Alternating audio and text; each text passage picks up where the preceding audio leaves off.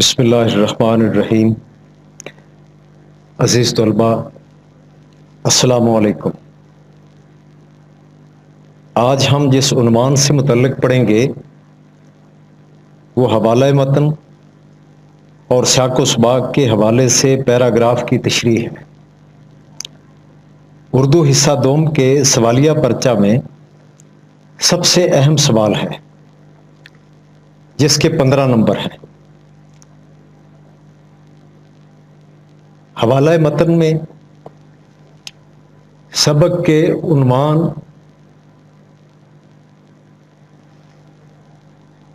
کا 1 نمبر ہے،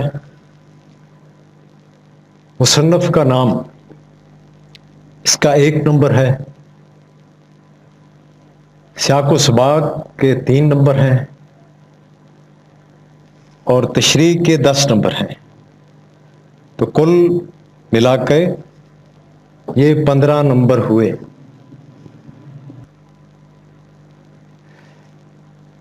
اس کے 3 حصے ہیں۔ آپ کے سامنے جو سوال کی بناوٹ نظر آ رہی ہے، امتحان میں یہ بناوٹ اور فارمیٹ ایسے ہی ہوگا۔ سب سے پہلے حوالہ متن ہوگا، پھر سیاق و سباق ہوگا اور پھر تشریح ہوگی۔ عزیز طلباء، متن کے لغوی معنی ہیں اصل عبارت۔ اقتباس کے بارے میں بتایا جائے کہ وہ کس سبق کا حصہ ہے اور سبق کے مصنف کا نام کیا ہے۔ اس کا طریقہ کار یہی ہے، حوالہ متن، اس کے بعد سبق کا عنوان، پھر مصنف کا نام۔ ایک طریقہ تو اس کا یہ ہے، آپ علیحدہ علیحدہ دونوں لکھتے ہیں، سبق کا عنوان اور مصنف کا نام۔ جیسا ہم نے پڑھا ہے مناقب عمر بن عبدالعزیز، تو یہاں آ جائے گا سبق کا عنوان مناقب عمر بن عبدالعزیز، اور مصنف کے نام کے آگے آئے گا علامہ شبلی نعمانی۔ ایک اس کا طریقہ یہ ہے۔ دوسرا طریقہ یہ ہے کہ آپ اس کو جملے کی صورت میں لکھتے ہیں، یعنی یہ عبارت یا نثر پارہ یا پیراگراف علامہ شبلی نعمانی کے مضمون مناقب عمر بن عبدالعزیز سے لیا گیا ہے یا مقتبس ہے یا اقتباس ہے۔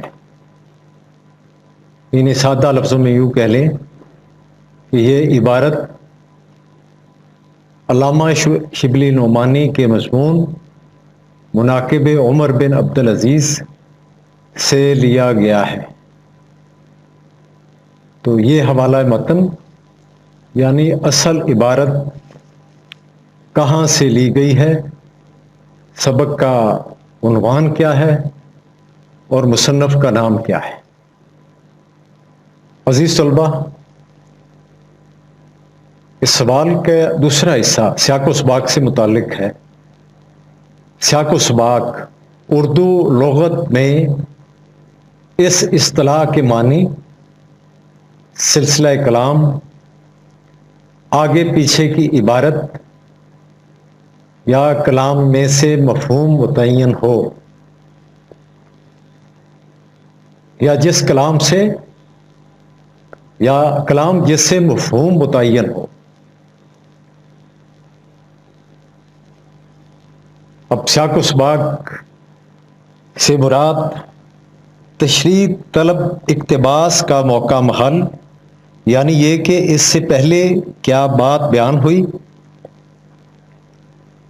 اگر تشریح طلب عبارت سے بعد کی بات یا کہانی بھی نہایت اختصار سے بیان کر دی جائے تو بہتر ہے۔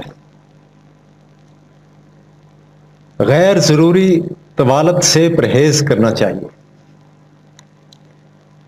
8 تا 10 یا 12 سطروں کا سیاق و سباق کافی ہے۔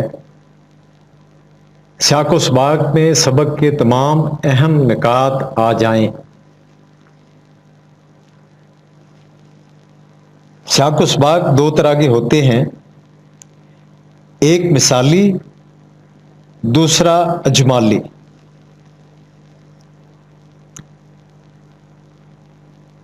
وہ سیاق و سباق مثالی ہے جو اقتباس کا موقع محل بتائے، یعنی اقتباس سے پہلے اور بعد کے مقامات کا ذکر کرے۔ ایسا مثالی سیاق و سباق اس وقت آسانی سے لکھا جا سکتا ہے جب اقتباس ایسے سبق میں سے لیا گیا ہو جس میں کہانی کا عنصر موجود ہو۔ دوسرا اجمالی سیاق و سباق ہے جو اقتباس سے متعلق سبق کے اہم نکات کو بالترتیب مختصراً بیان کر دے۔ اجمالی سیاق و سباق ان اسباق کی ضرورت بن جاتا ہے جن میں کہانی کا عنصر پایا جاتا ہو، لیکن یہ بات پیش نظر رہے کہ انٹر کے امتحان میں ہر 2 قسم کے سیاق و سباق کی طوالت 8 سے 12 سطور کے درمیان رہنی چاہیے۔ عزیز طلبہ، یہ سیاق و سباق کا جو تعارف ہے یہ آپ کی اردو کی کتاب کے پہلے سبق کے آخر پہ بھی دیا گیا ہے۔ اردو حصہ اول، اسوہ حسنہ صلی اللہ علیہ وآلہ وسلم، جو کہ ہم نے پچھلے سال پڑھا تھا، اس کا تعارف وہاں بھی کروایا گیا ہے اور میں نے وہیں سے پڑھا ہے۔ تو یہ 2 طرح کے سیاق و سباق ہیں، مثالی اور اجمالی۔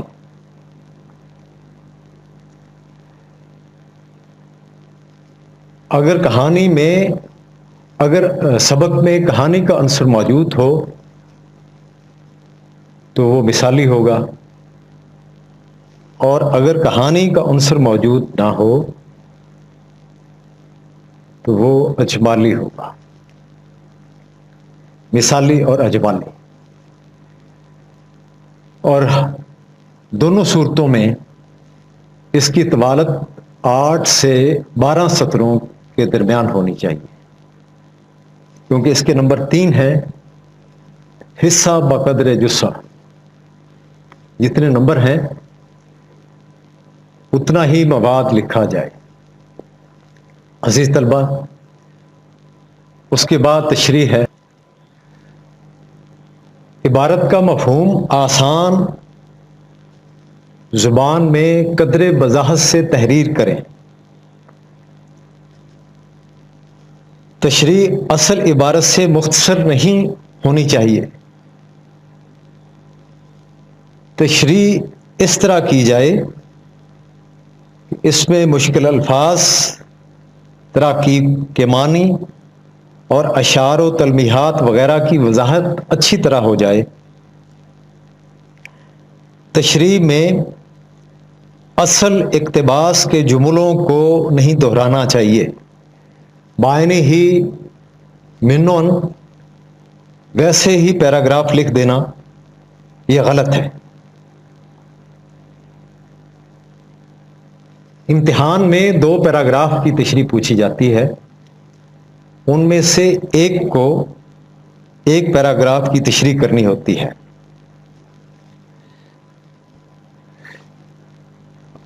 آپ کی اردو کی کتاب حصہ اول میں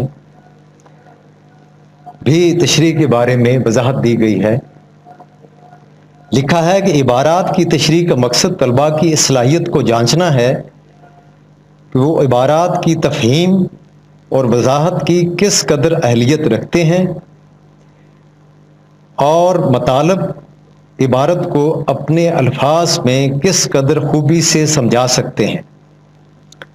طلباء کو چاہیے کہ وہ مشکل الفاظ و تراکیب کے معنی اور متبادل لکھیں.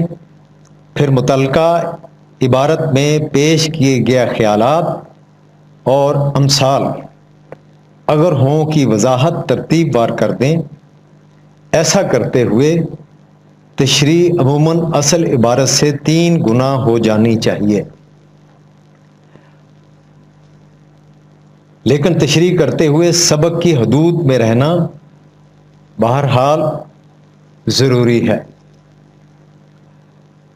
تو سبق کے عنوان سے باہر نہیں نکلنا، سبق کے عنوان کے اندر رہتے ہوئے ہی تشریح کرنی ہے. لا یعنی باتوں سے پرہیز کرنا ہے، گپیں نہیں لگانی، ٹو دا پوائنٹ بات کرنی ہے. تو امید ہے کہ انشاءاللہ آپ جب اس لیسن کو سنیں گے اور پھر مشق کریں گے تو آپ اس میں مہارت حاصل کر لیں گے.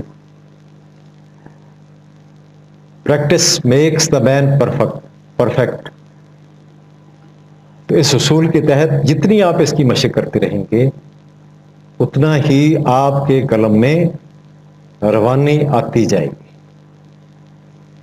انشاءاللہ آج کا سبق ختم ہوا، حوالہ متن کے حوالے سے تھا. اگر اس بارے میں کوئی آپ کو سوال پوچھنا ہو یا کسی بھی لیکچر کے بارے میں سوال پوچھنا ہو تو گروپ میں آپ پوچھ سکتے ہیں. اللہ ہمارا حامی و ناصر ہو. اللہ حافظ.